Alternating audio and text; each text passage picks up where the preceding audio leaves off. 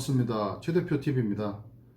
오늘의 노무 이야기는 아르바이트 꼭 알아야 하는 노동법 5가지에 대해서 좀 설명을 드려볼까 합니다. 제가 이제 예전 영상에서 사업자를 위한 노동법 8가지, 그 다음에 직원을 위한 노동법 8가지, 오늘은 아르바이트를 위한 노동법 5가지, 제가 3탄이라고 보시면 될 것 같아요.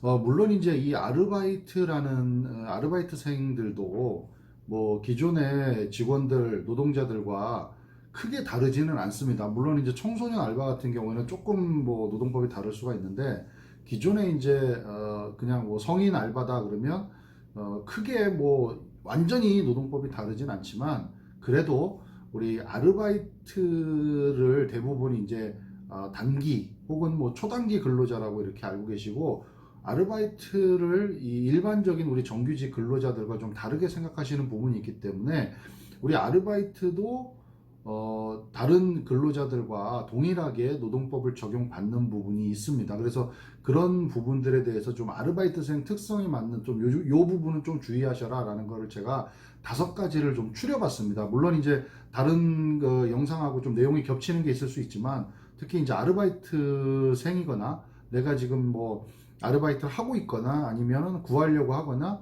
혹은 이제 사장님 입장에서는 사업자들도 내가 아르바이트생을 지금 써서 뭔가 일을 해야 된다, 뭐 편의점인데 내가 알바생을 써야 된다, 혹은 지금 아르바이트생을 우리 사업장에서 쓰고 있다 하시는 사장님들, 그리고 아르바이트생들, 이런 분들은 좀 주의 깊게 좀 보시면 좋을 것 같습니다. 자, 아르바이트 꼭 알아야 되는 노동법 5가지 중에 제일 첫 번째는 뭐니 뭐니 해도 근로계약서죠. 대부분 이제 그 근로를 시작을 할 때 계약서를 쓰게 되는데, 이 근로계약서는 다들 아시죠? 이제 작성을 안 하게 되면 나중에 벌금이 500만 원이 최대 부과될 수도 있다는 겁니다. 과태료랑 벌금의 기준은 뭐 차이점을 좀 아실 건데, 이 벌금이라는 게 좀 무거운 기준이라고 보시면 돼요. 근데 일단은 아르바이트생을 구해서 쓰더라도 사업주와 우리 아르바이트생 간에 서로 계약을 반드시 작성하셔야 된다.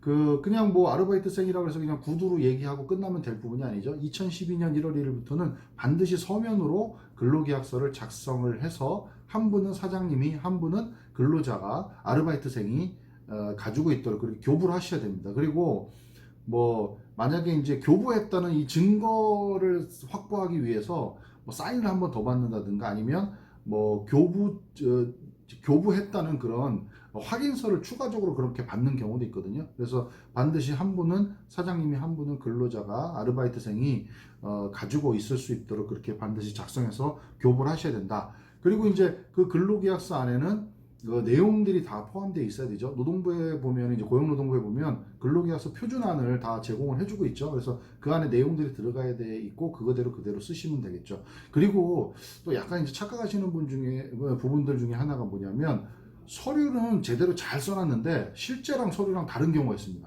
실제는 예를 들어서 우리 8시간 일하기로 계약서가 써져 있는데, 그 서류상으로는, 근데 실제로는 더 시키고 있다는 겁니다. 그게 뭐 예를 들어서 가끔 있는 일이라서 뭐 그거에 대한 별도의 수당을 지급해주면서 하는 거는 뭐 그럴 수 있겠지만, 아예 계약서는 뭐 8시간 써놓고 고정적으로 계속 10시간을 일을 시킨다, 이게 실제 계약서랑 실제랑 다른 경우, 이런 경우도 문제가 될 수 있기 때문에 그 부분을 좀 조심하시면 좋을 것 같아요. 자, 다음 2번째는요. 2번째는 근로계약서와 함께 가장 중요한 부분 중에 하나인 최저임금과 주휴수당입니다. 최저임금과 주휴수당은 일반 근로자들은 이미 예를 들어서 월급이 뭐 250에서 300 정도가 돼버리면, 일단은 최저임금하고는 이미 뭐 그 이상이기 때문에 그렇게 신경 안 쓰시는 그런 부분이 있는데, 이 아르바이트생들은 많은 분들이 이 최저임금에 거의 맞춰서 지금 아르바이트비를 받고 있기 때문에 이 부분 좀 주의하셔야 된다는 거죠. 최저임금은 근무 시간하고 상관없죠. 근무 시간을 뭐 몇 시간을 하든, 뭐 일주일에 15시간 이상을 하든 밑으로 하든 상관없이 이 최저임금은 반드시 시급 현재 2019년 기준으로 8,350원 이상을 주셔야 된다는 거. 그다음에 우리 사업장이 뭐 규모가 큰 사업장이건 작은 사업장이건 상관없이 한 명이라도 아르바이트생을 고용을 했다면 최저 시급, 최저임금 이상을 주셔야 된다는 거. 2019년 기준으로 8,350원이고요. 그 다음에 최저임금과 항상 따라 붙는 게 뭡니까? 주휴수당이죠, 주휴수당. 주휴수당은 이제 기준이 좀 있죠. 주휴수당은 다 주는 게 아니라 사업장의 규모는 상관없습니다. 대신에 그 아르바이트생이 근무하는 시간이 몇 시간이냐, 일주일에 15시간을 넘어가느냐 아니면 안 되느냐, 이걸 가지고 하는 거거든요.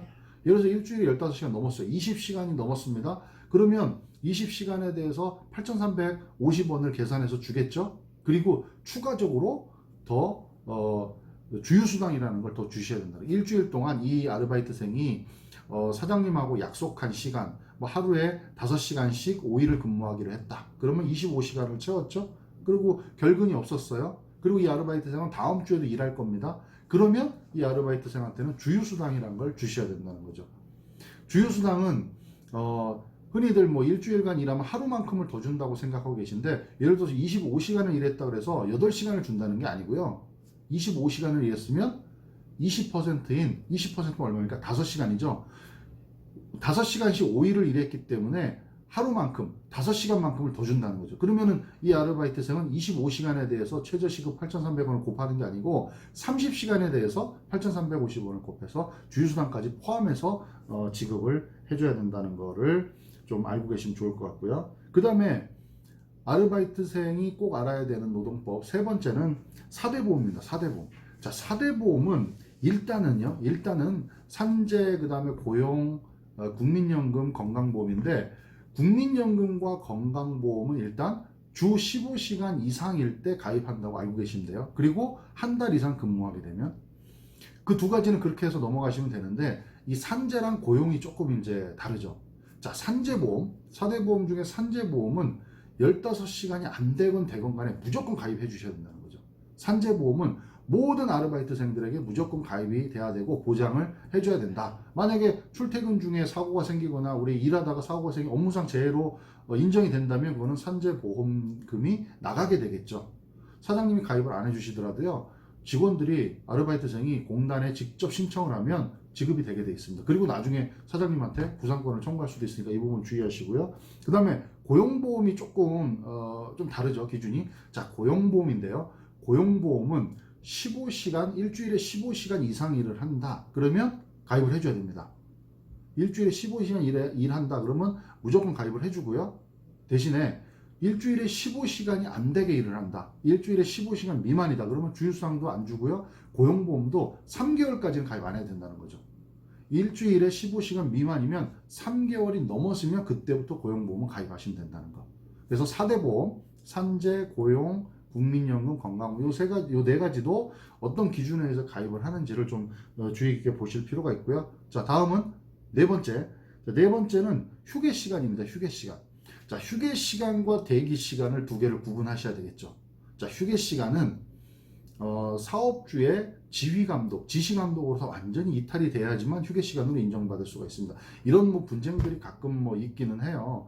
이렇게 뭐 담배 피는 시간, 뭐 예를 들어서 화장실 갔다 오는 시간, 뭐 전화, 이런 것들은 휴게 시간이 어떻게 되느냐, 이런 분쟁거리들이 물론 있기는 하지만 일단은 기본적으로 휴게 시간은 사업주로부터의 지휘 감독을 완전히 벗어나서 통제 범위 내에서 벗어나야지만 휴게로 인정될 수 있다는 겁니다. 그래서 만약에 이제 어떤 데들은 이렇게도 해놔요. 그냥 뭐 이렇게 커튼을 쳐가지고 분리를 해서 쉬게 해준다든가, 아니면 뭐 식당 같은 경우는 아예 그냥 문을 닫아서 이 시간은 브레이크 타임입니다 하고 아예 손님을 받지 않는다든가, 이런 경우.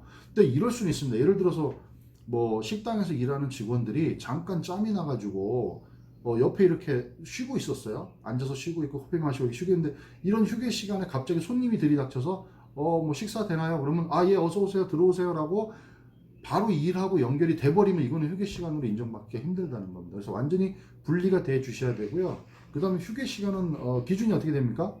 4시간에, 노동법에는요 4시간에 30분의 휴게 시간을 주게 돼 있습니다. 그래서 대략 뭐 하루에 8시간 일하는 그런 사업장이다 그러면 8시간에 대해서 1시간의 휴게 시간을 주죠. 그래서 그 1시간 동안은 점심을 먹는 거죠. 점심시간이 별개로 있고 휴게 시간도 별개로 있고 이런 건 아니에요. 자, 휴게 시간에 점심을 먹던 먹지 않던, 뭐 은행을 다녀오던 집에 다녀오던 어디를 가던 그 휴게 시간이 보장이 된다면 그거는 휴게 시간으로 인정을 받겠죠. 그 시간에 우리는 점심시간은 뭐 12시부터 1시예요. 근데 나 한 번도 못 쉬었어요. 그 시간이 휴게 시간인 겁니다. 예. 그래서 점심시간이라는 건 노동법에 따로 뭐 이렇게 얼마를 줘라 이런 건 없고, 그냥 휴게 시간에 점심을 먹는다라는 거 아시면 될 것 같고요. 그 다음에 마지막으로 5번째입니다. 자, 마지막 5번째는요, 퇴직금이죠. 이 모든 근로자한테 다 해당이 되지만 우리 아르바이트생들도 퇴직금 지급을 해줘야 된다는 거죠. 적용은 똑같습니다. 자, 아르바이트생인데, 자, 퇴직금에서는 제가 여러 번 이제 영상에서 말씀드렸지만 근로자로서 인정을 받을 수 있느냐 없느냐를 우선 판단을 할 겁니다. 자, 근로자로서 인정을 받느냐 안 받느냐는 사업주로부터 지휘감독 하에서 내가 지시감독을 받으면서 고정급을 받고 출퇴근 통제를 받고 있느냐라는 것을 가지고 근로자냐 아니냐 이 근로자성을 판단하게 되고요. 자, 아르바이트생들도 근로자성이 있죠. 네, 판단이 됩니다. 그러면 이분이 아르바이트생이 근로자로 인정이 된다면 자, 그 다음에 또 하나의 조건 아까 주휴수당 주는 거랑 똑같죠. 일주일에 15시간 이상을 넘어간다. 자, 조건 또 하나 만족이 됐죠. 그리고 또 하나 계속 근로가 1년 이상이 되었다. 라면 이 아르바이트생도 똑같이 퇴직금을 지급을 해준다는 거죠. 자, 이 퇴직금을 지급해주는 거는 우리 사업장이 뭐 100명이든 1명이든 2명이든 상관없습니다. 자, 물론 과거에 2010년 12월 1일, 그 다음에 2012년 12월 31일, 2012년 12월 31일, 즉 다시 2013년 1월 1일부터는 모든 사업장은 다 퇴직금을 지급을 해줬어요. 근데 제가 아까 말씀드린 이 구간 안에 들어오면 퇴직금을 50%만 지급해주고요. 그 다음에 2010년 12월 1일 전에, 그 전까지는 5인 미만 사업장은 퇴직금을 안 줬던 경우도 있죠. 근데 현재는 2013년 1월 1일 이후부터는 한 명이라도 근로자가 있으면 퇴직금을 아까 말씀드렸던 원칙에 맞다. 기준에 들어온다 하면 퇴직금은 지급을 해주게 돼 있고요. 이 퇴직금은 이제 어떻게 계산하느냐, 이것도 제가 이제 여러 영상에서 말씀드렸지만 평균 임금을 갖고 계산합니다. 평균 임금이라는 거는 여러분들이 이제 오해하실 수가 있는데 평균 임금은 3개월 퇴사 직전 3개월의 평균 임금인데 이 평균 임금은 한 달치가 아니에요. 대부분 한 달치로 알고 계신데 일당의 기준입니다. 일당. 자, 직전 3개월 동안 일했던 거에 일당을 계산해서 그 일당을 가지고 퇴직금을 계산한다. 이렇게 알고 계시면 돼요. 그래서 오늘은 그동안에 뭐 사업자를 위한 노동법 알아야 될 노동법 8가지 그리고 또 직원들이 알아야 될 노동법 8가지 오늘은 제 3탄으로요. 우리 아르바이트가 알아야 할 노동법 5가지에 대해 설명을 드렸습니다. 아르바이트생과 그 다음에 아르바이트를 채용하신 그런 사업자분들도 반드시 제가 말씀드린 5가지 아주 기본적으로 모든 근로자한테 다 적용이 되지만 특히 우리 아르바이트생한테 이 5가지 주의 깊게 보시면서 또 우리 노무관리, 직원관리 좀 하시면 좋을 것 같고요. 우리 직원 아르바이트생들도 이런 부분 내가 찾을 수 있는 권리이기 때문에 이런 부분들 잘 알고 일을 하시면 좋을 것 같아서 영상으로 남겼습니다. 최 대표 TV 노무 이야기 시청 많이 해주시고요. 구독과 좋아요, 알림 설정 부탁드리겠습니다. 감사합니다.